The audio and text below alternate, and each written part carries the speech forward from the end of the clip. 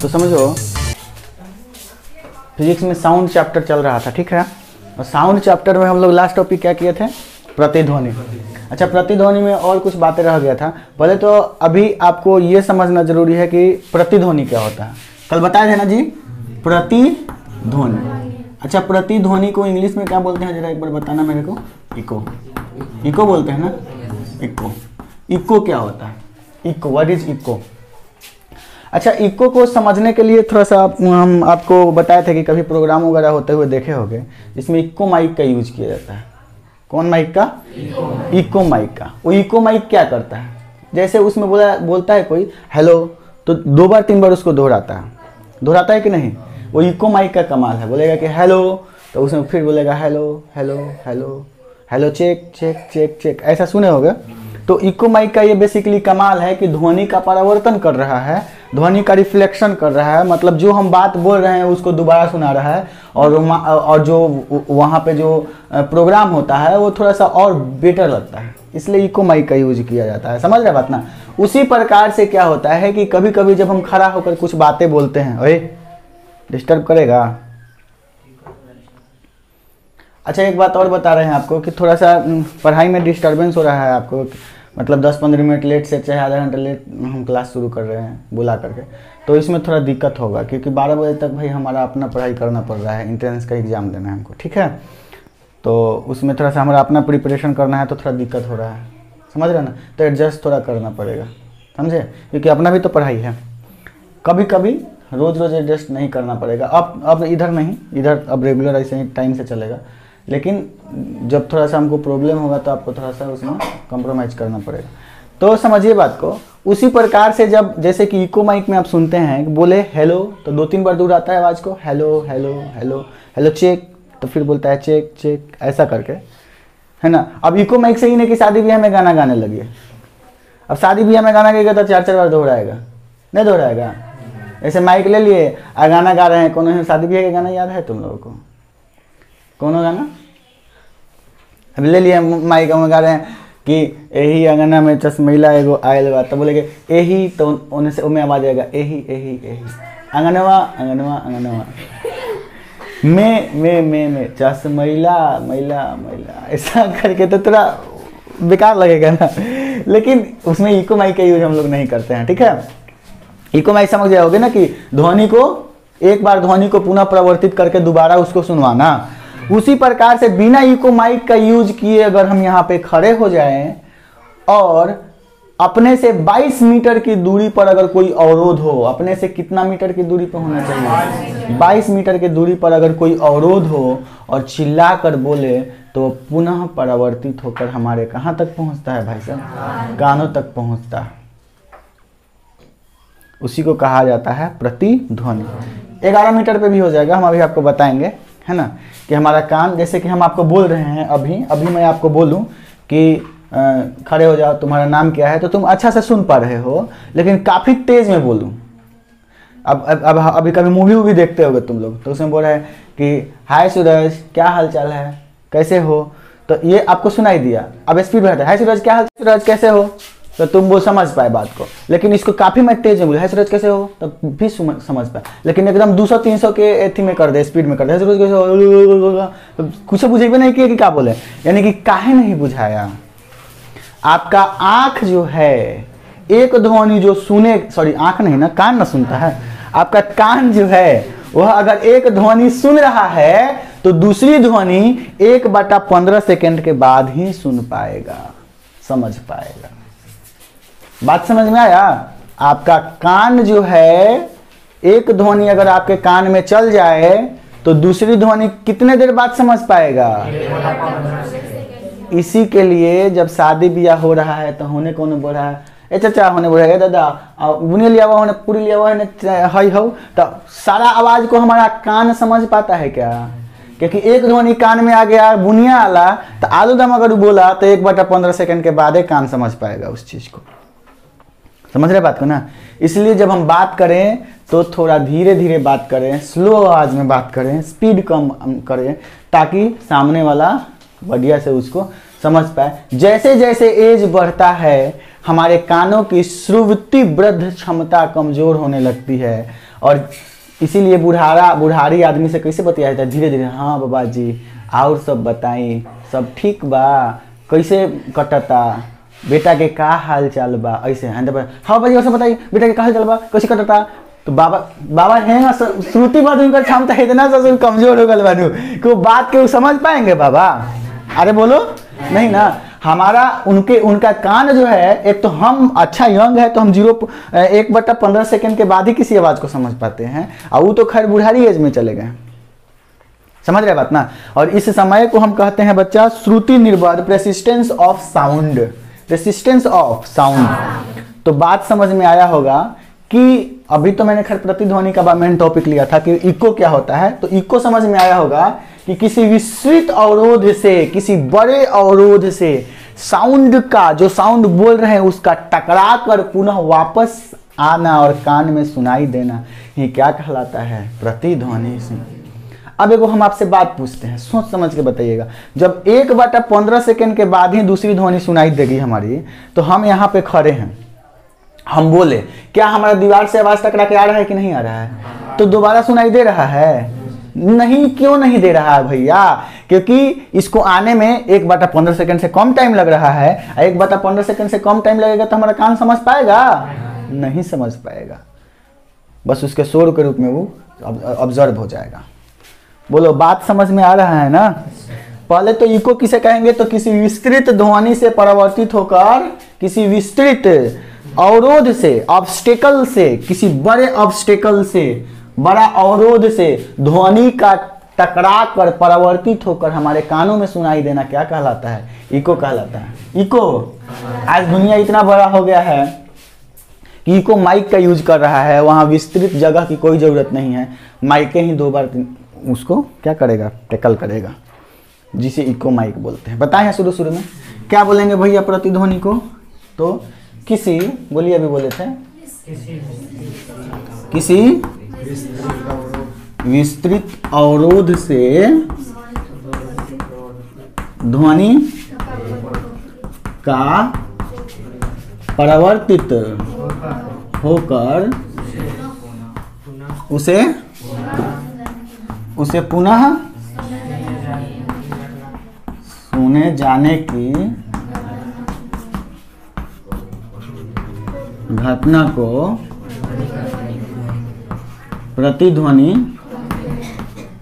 कहते हैं। प्रतिध्वनि कहते हैं, ठीक है। बात समझ में आया?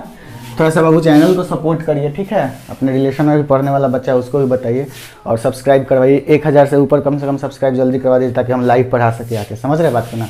500 से ऊपर हो जाएगा, कम्युनिटी गाइडलाइन मिल जाएगा। तो थोड़ा सा अपने रिलेशन में इसको एक्टिव होकर के, है ना, और इसको थोड़ा सा आगे करवाइए, चैनल को ग्रो करवाइए। समझ रहे हैं ना?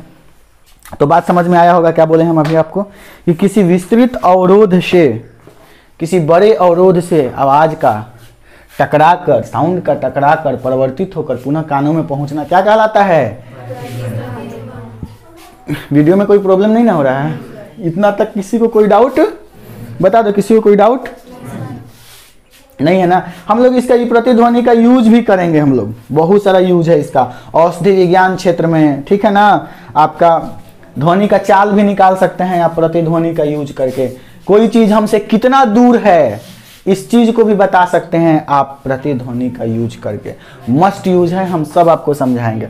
यहां तक में किसी को कोई डाउट है तो जल्दी बोल दो। किसी को कोई डाउट है? अब आपसे पूछे कि जो प्रतिध्वनि होता है, अब भी हम जो बोले वो मूल ध्वनि है, और जो टकरा कर आया, बोलो जल्दी, जब हम अब भी जो बोले मुंह से वो कौन ध्वनि हुआ? आज जो टकरा कर आया। तो एक बात पूछे, मूल ध्वनि का साउंड ज्यादा होगा कि प्रतिध्वनि का ज्यादा होगा?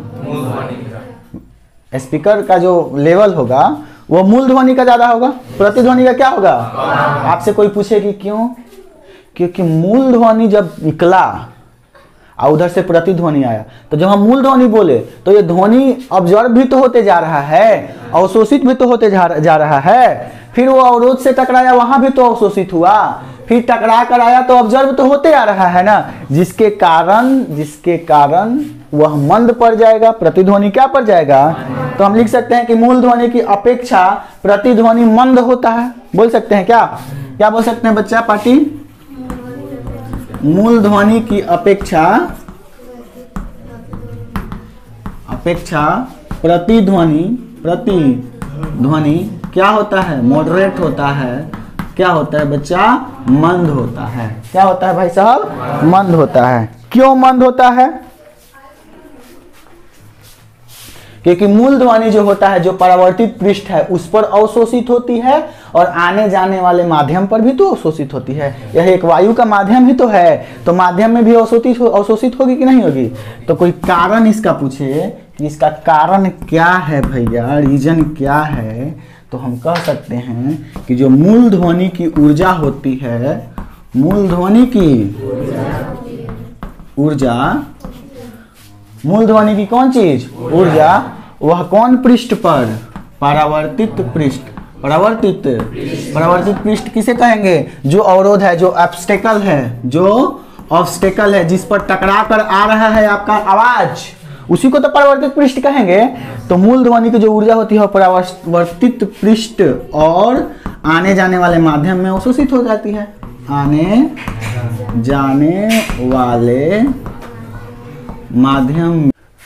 जाने वाले माध्यम में क्या हो जाती है बच्चा, ऑब्जर्व यानी कि अवशोषित हो जाती है, अवशोषित हो जाती है। मूल ध्वनि की ऊर्जा परावर्तित पृष्ठ और आने जाने वाले माध्यम में क्या हो जाती है, ऑब्जर्व हो जाती है। इसलिए प्रतिध्वनि मंद होता है। इसलिए प्रतिध्वनि क्या होता है बच्चे पार्टी, मंद होता है। आई होप समझ में आ गया होगा, बात समझ में आया। अब एक टॉपिक होता है बच्चा श्रुति निर्बद्ध, जो कि अभी हमने बताया मनुष्य वाला। श्रुति कौन चीज, श्रुति निर्बद्ध।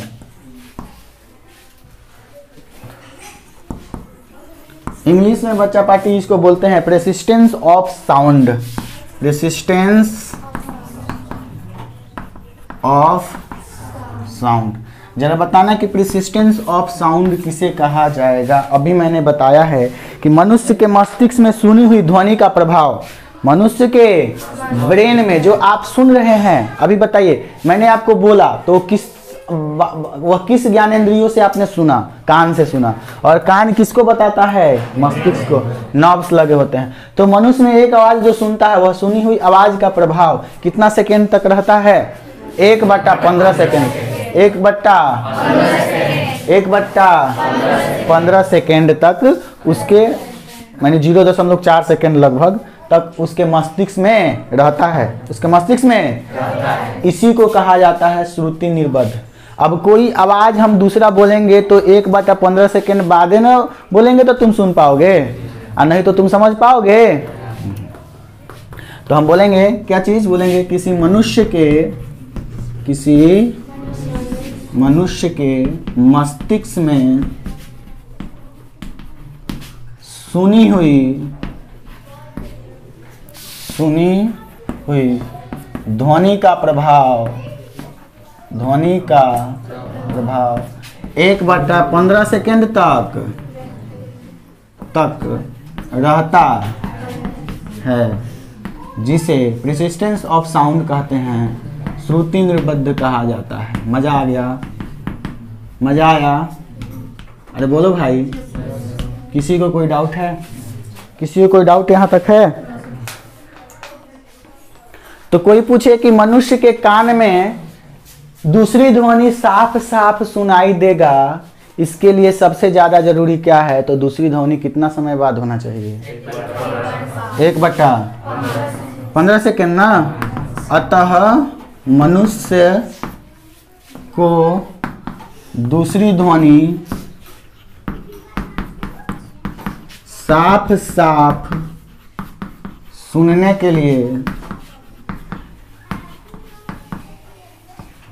दूसरी ध्वनि 1/15 सेकेंड बाद बोली ही होनी चाहिए, बोलिए मजा आ रहा है? किसी को कोई डाउट है? किसी को कोई डाउट है? समझ में आ रहा है बात? अब एगो बात सोच समझ के बताइएगा, सोच समझ के बताइएगा क्या पढ़े हैं आप? चाल बराबर दूरी बटा समय, चाल बराबर दूरी बटा समय। तो बता दो वायु में ध्वनि की चाल कितना होता है? वायु में ध्वनि की चाल कितना होता है? वायु में ध्वनि की चाल बता, हम लोग जो बोल रहे हैं आवाज वो वायु में ना बोल रहे हैं, कितना होता है? 332 मीटर प्रति सेकेंड है। अब सोचिए कि हमारा कान कितना समय बाद एक दूसरी आवाज को सुन पाएगा? 1/, यानी टाइम का मान कितना है? 1/15 सेकेंड। यानी कि जो कान में दूसरी ध्वनि आनी चाहिए वो 1/15 सेकेंड बाद आनी चाहिए। तो अगर यहाँ से हम पूछे कि डिस्टेंस क्या हो जाएगा, डी, दूरी बराबर क्या हो जाएगा? तो चाल गुना समय, बोलो, चाल गुना।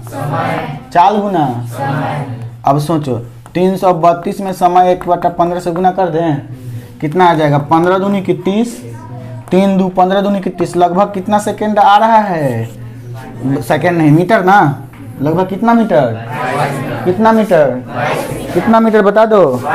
यानी कि यदि ध्वनि की चाल 332 मीटर पर सेकेंड है और टाइम 1/15 सेकेंड बाद दूसरी ध्वनि आ रही है, तो डिस्टेंस कितना तय कर रहा है उस टाइम में ध्वनि? 22। अब सोचिए कि अगर हम कोई बात बोले हुआ तो आवाज टकरा के वापस आएगा। अब सोचो कि अवरोध हमसे अगर 8 मीटर की दूरी पर हो, 8 मीटर की दूरी पर हो, तो हम बोले तो टकरा के आएगा, तो दूरी कितना तय करेगा? 8 गया 8 आया, तो कितना? 16 मीटर। क्या हमको यह सुनाई पड़ेगा? नहीं पड़ेगा। क्यों? क्योंकि 22 मीटर तय किया हुआ होना चाहिए। यानी कि प्रतिध्वनि को सुनने के लिए, जो अवरोध होना चाहिए हमसे कितना मीटर की दूरी पर होना चाहिए? 11 मीटर कम से कम। तब बोलोगे कि बोले तो 11 मीटर गया, 11 मीटर तक आया, तो 22 मीटर तय किया, आराम से कान सुन पाएगा, क्योंकि 1/15 सेकेंड उसको टाइम लग गया है। बात समझ में आ रहा है ना? तो हम लास्ट में रिजल्ट के तौर पर लिखेंगे, बहुत मजेदार बात बच्चों, RESULT, कि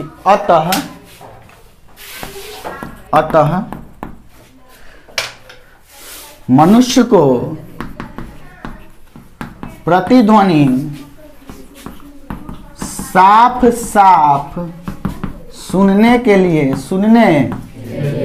लिए अवरोध कम से कम 11 मीटर की दूरी पर होना चाहिए। अब तुम सोचोगे कि सर 22 मीटर बताए हैं, 11 मीटर के, भैया जाने में 11 मीटर, आने में 11 मीटर, 22 मीटर हो ही जाएगा ना, तो 1/15 सेकेंड टाइम लगिए ना गया। अब तुम कहोगे कि सर जी 12 मीटर पर होगा तब तो कोई दिक्कत नहीं है। अब हम तेज में बोले, पूरा स्पीड बोलेंगे तब ना नहीं सुन पाओगे 1/15, लेकिन उससे ज्यादा बोलेंगे, हेलो बच्चों क्या हाल चाल है, तो सुन पा रहे हो कि नहीं? काहे सुन पा रहे हो? स्लो बोल रहे हैं, लेकिन तेज बोलेंगे तब ना नहीं सुन पाओगे, लेकिन स्लो में कितना हूं स्लो बोलेंगे तो समझ पाओगे कि नहीं? स्पीड स्लो से मतलब नहीं है, स्पीड आपका 332 मीटर पर सेकेंड से हाई स्पीड, वैसे कंडीशन में प्रॉब्लम होगा आपको। 1/15 सेकेंड से पहले अगर कोई ध्वनि आ रहा है तो दिक्कत होगा, 22 मीटर से कम दूरी पर प्रतिध्वनि आ रही है तो दिक्कत होगा। बात समझ में आया? किसी को कोई डाउट? प्रतिध्वनि साफ सुनाई दे, इसलिए कितने दूरी पर होना चाहिए? कितने दूरी पर? अब एक बच्चा का प्रश्न बनता है कि सर किसी जंगल में जब हम कोई बोलते हैं कोई बात, तो आवाज टकरा कर हमको सुनाई नहीं देता है, ऐसा क्यों? क्योंकि वो भी तो अवरोध है, तो ऐसा क्यों होता है ये बताइए। जब हम जंगलों में बोलते हैं ना कस के चिल्ला करके, तो एक चीज देखने को मिलता है। जंगल में अगर आप चिल्ला कर बोलोगे ना तो रियलिटी पता नहीं चलेगा कि आप कहाँ हैं। क्या है? जैसे मान के चले कि जंगल है, आप जंगल में आवाज का प्रतिध्वनि नहीं सुनाई पड़ता है ना? ऐसा क्यों होता है? जैसे जंगलों में आप चिल्ला कर बोले तो बहुत सारी पत्तियां है, तो पत्ती आवाज को विभिन्न दिशाओं में क्या करेगी? बांट देगी, अलग अलग दिशा में जाएगा, अलग अलग दिशा में उन्हें भाग जाएगा। तो सोचो कि प्रतिध्वनि तुमको सुनाई पड़ेगा? आएगा क्या है कि दीवार है सामने से या पहाड़ है, बोले तो बात थोड़ी है, सीधा उसका रिफ्लेक्ट कर रहा है। तो जंगलों में हमें आवाज प्रतिध्वनि क्यों नहीं सुनाई देती है? क्योंकि जंगलों में पेड़ की जो पत्तियां होती है वह आवाज को क्या करती है, विभिन्न दिशाओं में बांट देती है, इसलिए हमको प्रतिध्वनि सुनाई। यहाँ तक किसी को कोई डाउट? एक चीज और, जंगलों में अगर आप बोलोगे तो रियल लोकेशन का पता आवाज से नहीं लग पाएगा, क्योंकि किसी को लगेगा कि हेने से आ रहा है, किसी को लगेगा हेने से आवाज आ रहा है। क्यों? क्योंकि पत्तियां चारों दिशाओं में आवाज को रिफ्लेक्ट कर रही है। बोलो यहाँ तक में किसी को डाउट? क्वेश्चन पूछे, किसी घने जंगल के सामने जोर से बोलने पर प्रतिध्वनि नहीं सुनाई पड़ता है, क्यों? क्यों नहीं सुनाई पड़ता है? तो क्या बताइएगा? क्योंकि यहाँ पेड़ की टहनियां और शाखाओं का झुकाव होता है, जो साउंड को, जो ध्वनि को क्या कर देता है बच्चा, विभिन्न दिशाओं में क्या कर देता है, परिवर्तित कर देता है, और प्रतिध्वनि लगभग सुनाई। तो ये क्वेश्चन लिख लीजिए कि किसी घने जंगल के सामने जोर से बोलने पर प्रतिध्वनि क्यों सुनाई नहीं पड़ती है? किसी घने जंगल के सामने जोर से बोलने पर प्रतिध्वनि क्यों सुनाई नहीं पड़ती है? अब नेक्स्ट वीडियो में हम बात करेंगे बच्चा प्रतिध्वनि का उपयोग, एप्लीकेशन ऑफ इको। यहाँ तक में किसी को कोई डाउट? चलिए ठीक है, तो क्लोज करते हैं, बंद कर दो।